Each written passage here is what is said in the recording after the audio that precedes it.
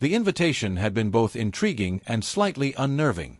Not a late-night talk show, nor a celebrity roast, but a high-stakes, nationally televised debate. The topic, the future of American discourse, civility versus conviction. And his opponent, Karoline Leavitt, the remarkably articulate and quick-witted White House press secretary, known for her unflappable demeanor and incisive rhetorical precision. Samuel L. Jackson, a man whose words had shaped countless iconic characters, now found himself tasked with shaping a national conversation, not as a character, but as himself. It was scheduled for a Tuesday evening at the historic Constitution Hall in Washington, D.C., a venue steeped in the echoes of profound American dialogue. The choice of location was deliberate, lending an air of gravitas to what promised to be a compelling intellectual showdown. For Samuel, it wasn't about winning, not in the traditional sense of a political debate. It was about perspective, about highlighting the often overlooked nuances in public conversation, and about demonstrating that politeness was not weakness, but a powerful tool for understanding. The journey from his home to D.C. had been calm, unusually so. Samuel had used the flight to immerse himself in articles, essays, and historical speeches, not just on civility, but on the very mechanisms of persuasive argument. He believed that true conviction wasn't about shouting louder, but about reasoning more clearly. He wore a finely tailored navy blue suit, the kind that spoke of understated elegance rather than overt flashiness. A crisp white shirt, a silk tie in a subtle geometric pattern, and highly polished leather shoes completed his ensemble. He looked every inch the statesman, approachable yet formidable. His silver hair, neatly trimmed, added to his air of gravitas.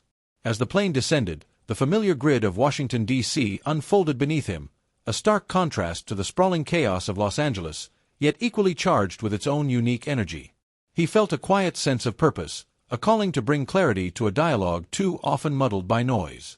As his car pulled up to the secured entrance of Constitution Hall, a gentle drizzle had begun to fall, washing the late afternoon light into a soft glow. The grand neoclassical facade of the building seemed to absorb the moisture, its stone gleaming under the diffuse light. The area was abuzz with media trucks, their satellite dishes pointing skyward like metallic sunflowers. The air hummed with the low thrum of generators and the intermittent chatter of reporters doing live stand-ups, their breath misting in the cool air.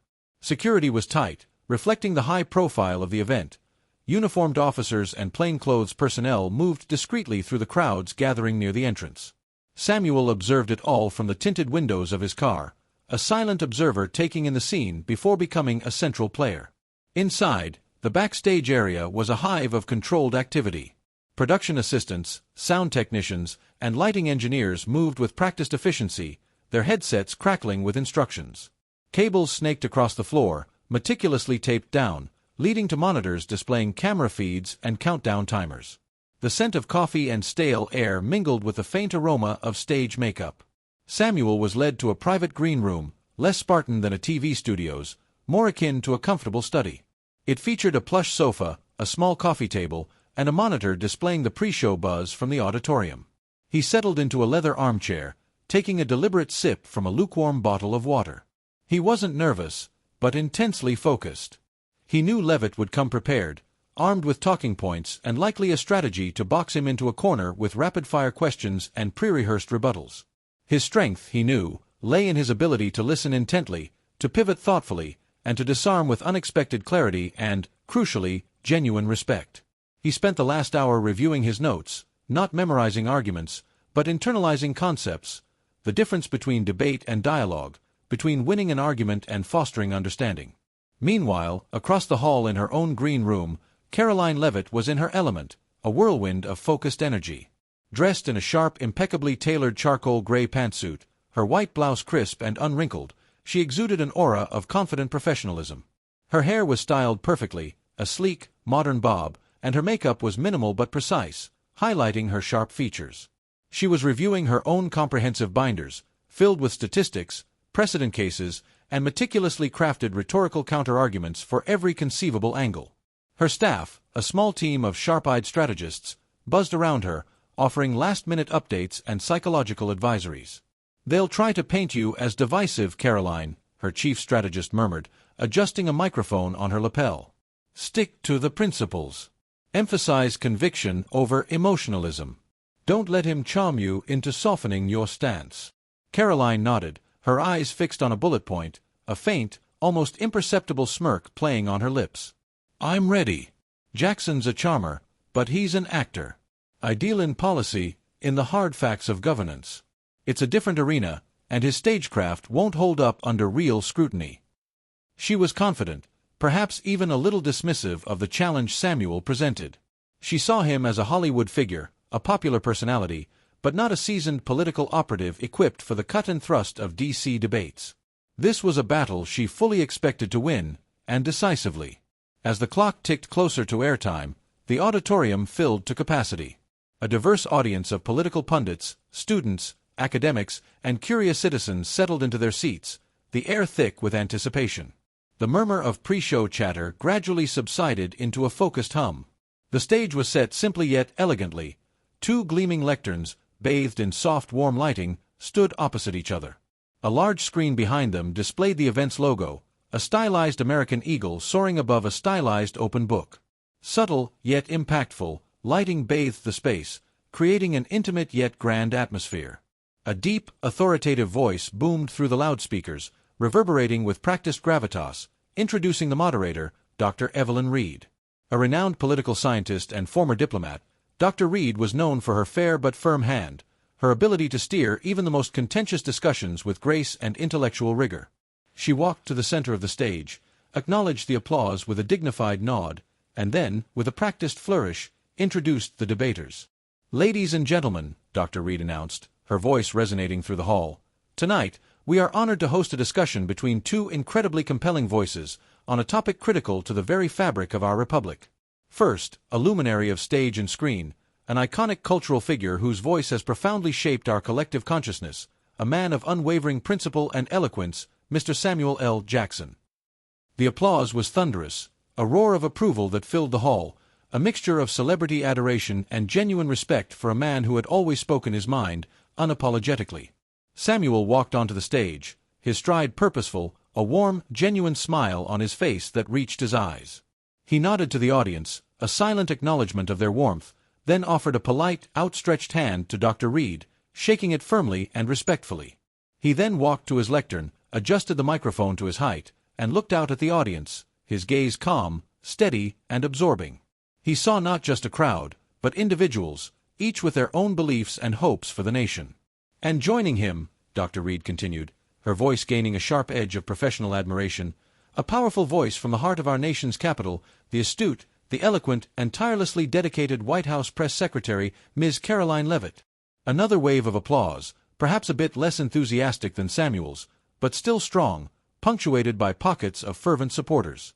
Karoline Leavitt stepped onto the stage, her expression composed, a confident, almost competitive, gleam in her eyes. She, too, shook Dr. Reed's hand with a firm, quick grip, then walked directly to her lectern, her posture ramrod straight, projecting an undeniable air of authority and preparedness. She gave a brisk, professional nod in Samuel's direction, which he returned with a broader, more welcoming smile, a subtle gesture of courtesy that seemed almost out of place in the charged political atmosphere. Dr. Reed began, setting the stage for the intellectual joust ahead. Tonight's debate centers on a crucial question that echoes in every corner of our society. How do we navigate the complexities of our national conversation? Is it through unwavering conviction, even if it risks polarization and division? Or through a renewed commitment to civility, even if it means compromising deeply held beliefs and risking a perceived softening of principle? She posed the question like a challenge, inviting the audience to lean in. The first round began with opening statements, each debater given 5 minutes to lay out their philosophical groundwork. Karoline went first, her delivery polished, every word carefully chosen, every phrase designed for maximum impact. She spoke passionately about the importance of conviction, about holding true to principles in the face of societal pressures, her voice clear and ringing through the hall. "In a world awash in relativism," she declared, her gestures precise, emphasizing each point, "where truth is constantly questioned and values are eroded, the strength of our nation lies in the courage of our convictions. To sacrifice truth for the sake of mere niceness is not civility, it is capitulation. It is a surrender of the very ideals that define us. We must have the courage to stand firm on what is right, to articulate our beliefs without fear of being labeled divisive. True progress is forged not through timid compromise, but through the unwavering pursuit of principle, through clear and decisive action based on a steadfast moral compass. She ended with a powerful, almost defiant, flourish, her eyes scanning the audience for affirmation. Then it was Samuel's turn. He approached the microphone, his smile still present, but now imbued with a quiet intensity. His voice, naturally commanding, was modulated, warm, almost conversational, yet it filled the hall with effortless authority, drawing every ear. "Ms. Leavitt makes a compelling case for conviction," he began, his tone respectful, acknowledging her points without conceding his own, "and indeed, conviction is essential. Without it, we are rudderless. But I would argue that true conviction is not antithetical to civility. In fact, civility is its necessary companion, its guiding light. Conviction without civility is dogma. It closes doors, it creates echo chambers, it breeds misunderstanding and animosity. Civility, on the other hand, is the willingness to listen, to truly hear another's perspective, to understand, to acknowledge the shared humanity of the person with whom you disagree, even when that disagreement is profound and deeply felt." He continued, his gaze sweeping across the audience, making eye contact with various sections, drawing them into his narrative. "It is not about compromising your deeply held beliefs, but about presenting them in a way that invites dialogue, not just dismissal or immediate condemnation. It is about understanding that a different perspective isn't necessarily a hostile one, but simply a different one, born of different experiences and interpretations. And it is in that nuanced space of respectful engagement that true progress, true solutions, are found. That is where ideas can truly evolve and strengthen, rather than simply clash and shatter." The initial exchanges were polite, a strategic dance of rhetorical feints and parries, each debater testing the other's resolve and argumentative style. Karoline, true to her reputation, tried to push Samuel into a corner, implying that his emphasis on civility was a call for weakness, for a surrender of conservative values in the face of liberal pressures. "Mr. Jackson," Karoline pressed, her voice sharp and precise, her posture rigid with conviction, "with all due respect, when the fundamental principles of our nation are under attack, when policies threaten our very freedoms, when the character of our society is being reshaped against the will of many, is civility truly the answer? Or is it a luxury we cannot afford? Don't we owe it to the American people to fight with all our might for what we believe is right, regardless of whether it offends the sensibilities of those who disagree or risks being perceived as uncivil?" She leaned slightly into her microphone, awaiting his response, confident she had presented him with a false dilemma. Samuel listened intently, his head tilted slightly, a thoughtful expression on his face. He didn't interrupt, allowing her to finish her point completely, a gesture of respect that itself underscored his philosophy. When she concluded, he took a deliberate moment, letting her words hang in the air, then responded calmly, his voice a steady counterpoint to her intensity. "Ms. Leavitt, I fully agree that we must defend our principles, especially when they feel under threat. But the question is how we defend them. Is it through shouting matches and demonization, through dismissing entire groups of people, which only deepen divisions and solidify entrenched positions? Or is it through reasoned argument, through the pursuit of common ground where possible, and through respectful, even vigorous, disagreement where it is not? The latter, I believe, is the path to lasting solutions." He gestured with an open hand, illustrating his point. "Consider a courtroom, Ms. Leavitt. Lawyers, with deeply held convictions, representing their clients with zeal, present their cases with passion and firmness. They are advocating for what they believe is right. But they also adhere to rules of decorum, to civility. They listen to the other side's arguments. They cross-examine, they don't simply dismiss or shout down. Why? Because without that civility, without that mutual respect for the process, for the rule of law, there can be no justice. There is only chaos, only a contest of wills, not a search for truth." He paused, his voice dropping slightly, becoming more intimate, drawing the audience closer into his perspective. "Our nation, Ms. Leavitt, is one grand, complex, ongoing conversation. If we yell past each other, if we resort to insults and name-calling, if we refuse to even acknowledge the shared humanity of the other side, then we are not debating. We are simply warring with words. And words, when weaponized, when used to inflame rather than inform, can do as much damage as any physical act, tearing apart the very fabric of our communities." Karoline, undeterred, tried a different tack, attempting to paint Samuel as naive, disconnected from the harsh realities of political combat, perhaps even implying that his celebrity made him unsuited for such serious discourse. Mr. Jackson, with all due respect, your experience is in the world of storytelling, where narratives can be neatly resolved, where heroes always triumph, and where the ending is always clear. In Washington, the stakes are real, messy. Policies affect lives. Sometimes, to win, you have to be tough. You have to be willing to call out falsehoods, to expose hypocrisy, to draw clear lines. That isn't always civil, is it? Sometimes it requires a certain bluntness, even an aggression, to get the truth across. Her tone was sharp, almost condescending, a clear attempt to establish her domain expertise over his. This was the moment. The turning point. Samuel met her gaze directly, a faint, knowing smile playing on his lips, not of condescension, but of deep understanding. He allowed a moment of silence to hang in the air, letting her words sink in, creating a palpable tension in the hall. "Ms. Leavitt," he began, his voice still calm, but now infused with an undeniable edge of profound authority, "I have spent my life in the world of storytelling, yes. And what I've learned is that the most powerful stories are those that contain truth, in all its messy complexity.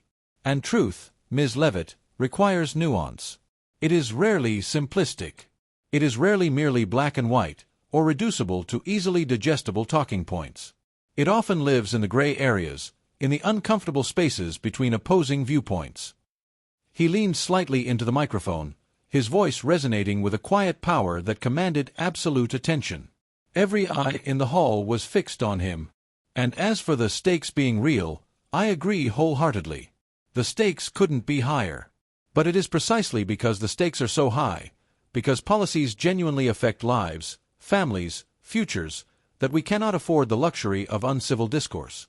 When we refuse to listen, when we demonize those who disagree with us, we not only alienate potential allies and squander opportunities for collaboration, we blind ourselves to solutions we might never have considered, solutions that might actually serve the very people we claim to represent." He then directly addressed her point about calling out falsehoods. "Indeed, we must call out falsehoods. We must expose hypocrisy. But there is a way to do so without resorting to ad hominem attacks, without demeaning the person who uttered the falsehood. There is a way to correct misinformation with facts, presented clearly and calmly, without resorting to insults or personal slights. That, Ms. Leavitt, is the essence of intellectual honesty married with genuine civility, the pursuit of truth with respect for the process and for human dignity." He continued, now speaking directly to the audience, making them feel like participants in a collective thought exercise. His gaze swept across the faces, inviting them to consider his point personally. Think about it in your own lives. When you speak to a child, are you always tough, blunt, or aggressive to convey a difficult truth? Or do you temper your message with understanding, with patience, with respect, even when you must be firm? Because you want them to learn, to grow, to absorb the lesson, not to simply recoil in fear or resentment, or to shut down entirely. We apply this wisdom in our homes, with our loved ones, with our colleagues. Why do we so readily abandon it in our public square, where the consequences are perhaps the greatest? Our political discourse has regrettably become like a schoolyard brawl, where the loudest, most aggressive voice often wins, regardless of the merit or wisdom of their argument. Is that what we want for our nation? To solve complex problems through shouting matches and character assassination?